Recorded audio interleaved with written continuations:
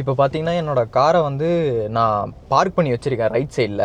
இப்போ நான் வந்து மூவ் பண்ண போகிறேன். மூவ் பண்ணுறோம் அப்படின்னா டக்குன்னு இண்டிகேட்டர்லாம் எதுவுமே போடாமல் அப்படியே நம்ம இஷ்டத்துக்கு வந்து போயிடக்கூடாது. மிரர்ஸ் செக் பண்ணணும். செக் பண்ணிவிட்டு பாருங்கள், ஒரு பஸ்ஸு போகுது. இந்த மாதிரி லெஃப்ட் சைடில் ஏதாச்சும் வண்டி வருது அப்படின்னா அவங்கள ஃபஸ்ட்டு போக விடணும். ஏன்னா நமக்கு வந்து ரைட்ஸ் கிடையாது. அவங்கள பிளாக் பண்ணி அவங்கள பிரேக் போட வச்சு நம்ம டேர்ன் பண்ணணும், போகணும், மூவ் பண்ணணும் அப்படிங்கிறதுக்கு வந்து நமக்கு ரைட்ஸ் கிடையாது. அவங்கள ஃபஸ்ட்டு போக விட்டுட்டு இப்போது சேஃபாக இருக்குது, எந்த வண்டியுமே வரல, ஒரு ஸ்கூட்டி மட்டும் தூரத்தில் வந்துட்டு இருக்கு, அதுவும் போகட்டும், பிரச்சனை இல்லை. இப்போ என்ன பண்ணலாம்னா நீங்கள் ரெடியாக இருக்கணும். இப்போ எந்த வண்டியுமே வரலை, என்னோட மிரரை செக் பண்ணிவிட்டு லெஃப்ட் சிக்னலில் போட்டாச்சு.